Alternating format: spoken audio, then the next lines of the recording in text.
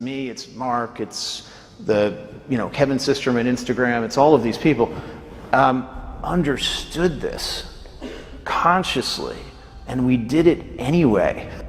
Take really big, audacious points of view on the world, and then train ourselves to be patient. And it's really, really hard. The entire society is set up to not be patient anymore. Consumer internet businesses are about exploiting psychology. And that is one where you want to fail fast because people are unpredictable, and so we want to psychologically figure out how to manipulate you as fast as possible and then give you back that dopamine hit.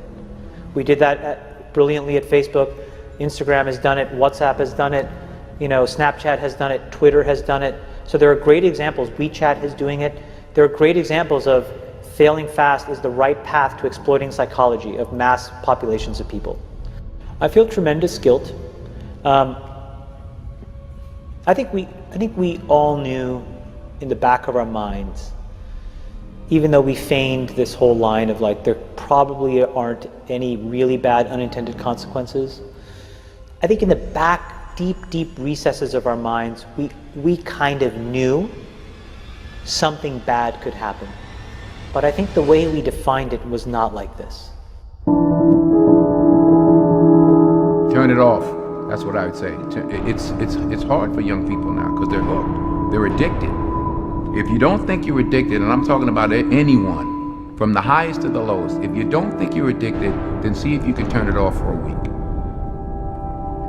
It got quiet in here, didn't it? Didn't it get real quiet? It's a tool, so we should use it. God has blessed us with free will. Now it's free will magnified, free will on steroids. You're free to go in any direction you want. It will allow you, and it's not the enemy. It's just a reflection of our own free will. And we all want to be liked. But now we want to be liked by 16 million. And will now some of us do anything to be liked. We used to do anything to be liked, but it was by the person in front of you. Now it's to be liked by 16 million people that you don't know. We have to ask ourselves, what is the long-term, if not the short-term effect of too much information?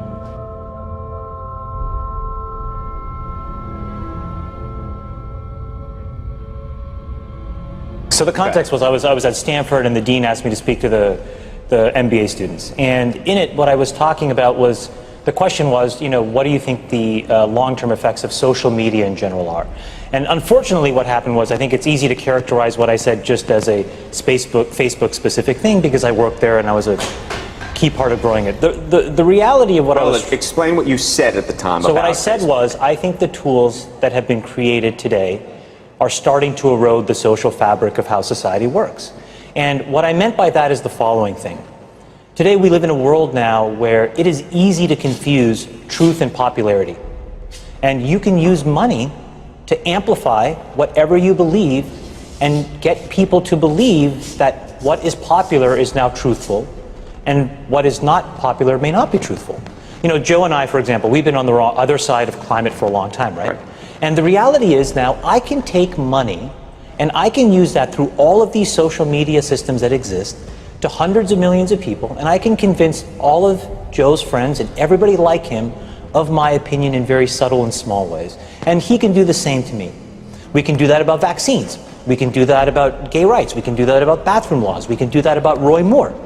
And so I think the question we have to ask ourselves is, how do we live in a world where this is now possible? And so it was about that, but just so I understand, was it because I read and watched parts of what you were talking about. Part of it seemed to me about the ability to pay to manipulate people's thoughts.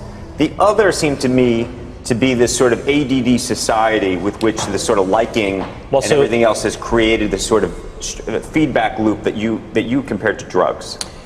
We know for a fact that what all of these systems do, every single one, is it exploits our own natural tendencies in human beings to get and want feedback.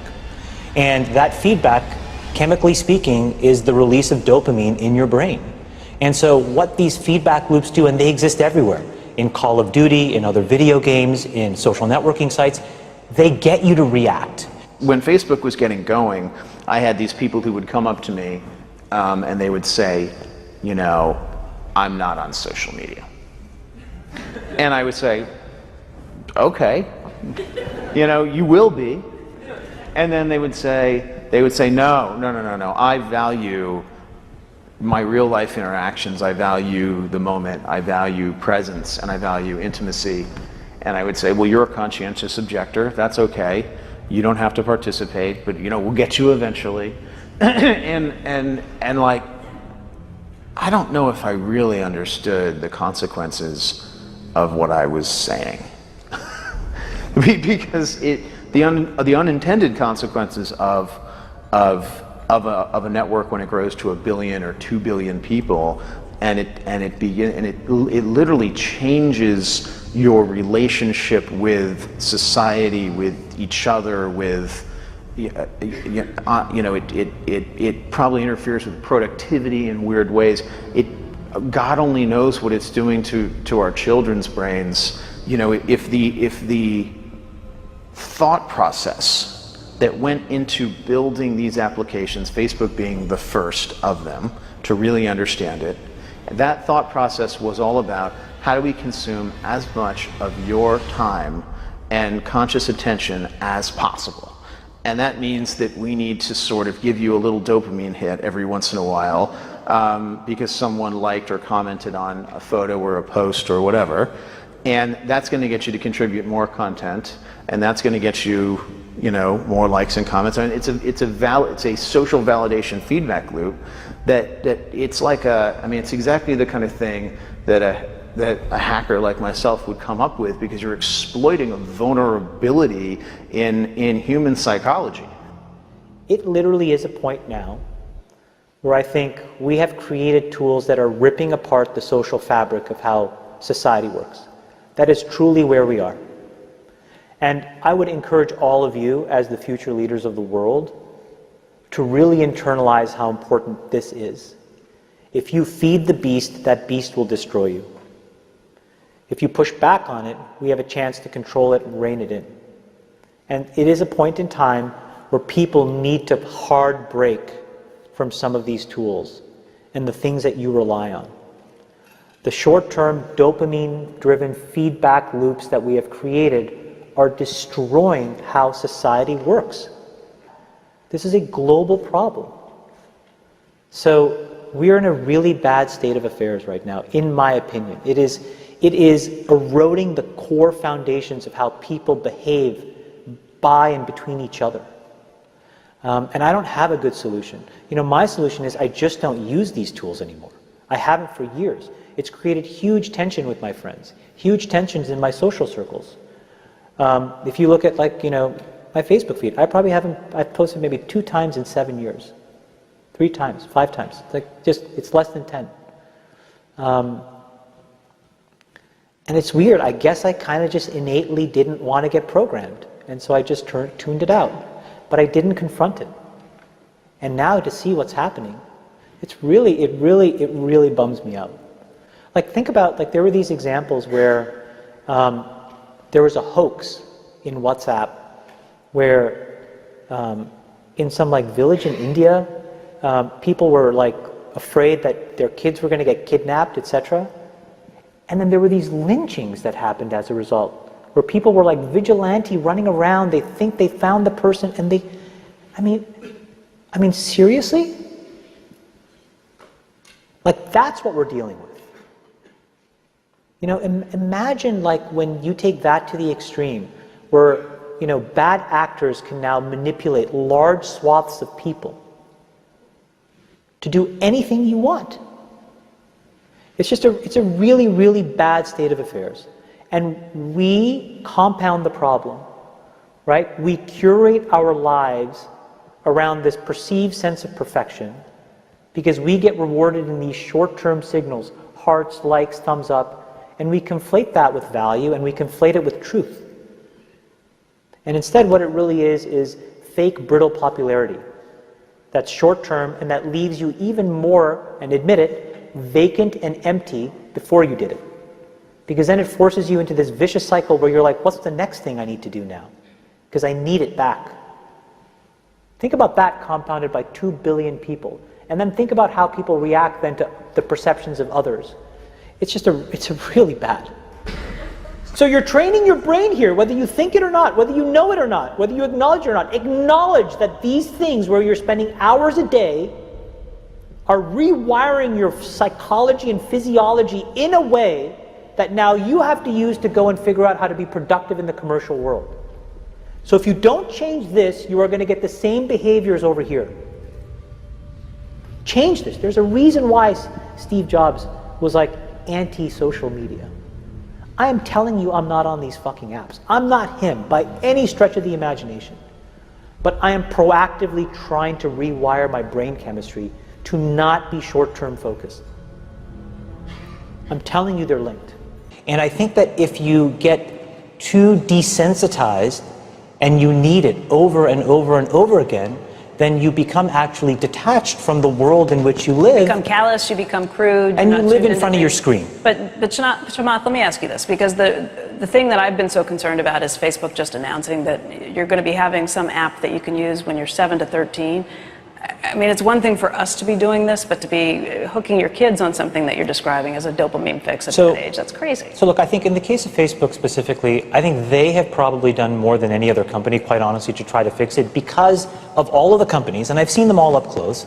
They're the most, frankly, to be very blunt and honest, the best run and the most technically sophisticated. But they're also emailing me if I haven't logged onto Facebook for a while saying, hey, did you see the post from so-and-so? Did you see the post from so-and-so? Trying to lure you back in. And again, we can make those decisions as adults, but as children, that is a different... Well, I think the product, and I don't know it quite honestly in as much detail as I should, but I think the way that that product works, because of privacy laws in the United States, you actually have to get parental permission. The point, though, is, and what you're bringing up is, I think, is the most important thing. We all have never taken a step back and actually asked ourselves, how should we be interacting with these things now, 7 years into it? And what should we be expecting of the internet at large? Look, the reality may be the entire business model of the internet may be fundamentally somewhat broken, right? Because we allow ourselves to get interacted with in ways where we don't necessarily control the medium or the messenger. And we are not putting up any barriers to ever give yourself any downtime from that either. Exactly. And so it may mean that we all collectively need to figure out, not just individuals, but also the companies, also governments, quite honestly, how different business models need to exist so that we can actually divorce ourselves from how this stuff is working. What goes on? Tonight here, a warning about Facebook and what some believe it's doing to kids. The warning comes from two of the company's earliest executives. Carter Evans is following this. We kind of knew something bad could happen.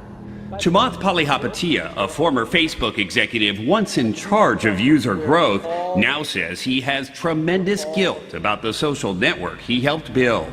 We have created tools that are ripping apart the social fabric of how society works. And it's influencing the next generation. Studies show 92% of teens go online daily, and 1 in 5 young people regularly wake up in the night to send or check messages on social media. People need to hard break from some of these tools and the things that you rely on. The short-term dopamine-driven feedback loops that we have created are destroying how society works. No civil discourse, no cooperation, misinformation, mistruth. Bad actors can now manipulate large swaths of people to do anything you want. He's not the only social media executive blowing the whistle. Former Facebook president Sean Parker recently said the initial goal was to get people hooked. You're exploiting a vulnerability in human psychology. The inventors, creators understood this consciously, and we did it anyway. We have to hold the tech industry accountable. Jim Steyer is founder of Common Sense Media. They, in many cases, have ignored the consequences, some of the downsides of some of the innovations they brought to our society. You don't realize it, but you are being programmed. It was unintentional, but now you got to decide how much you're willing to give up. When Facebook was getting going, I had these people who would come up to me and they would say, you know, I'm not on social media. And I would say, okay, you know, you will be.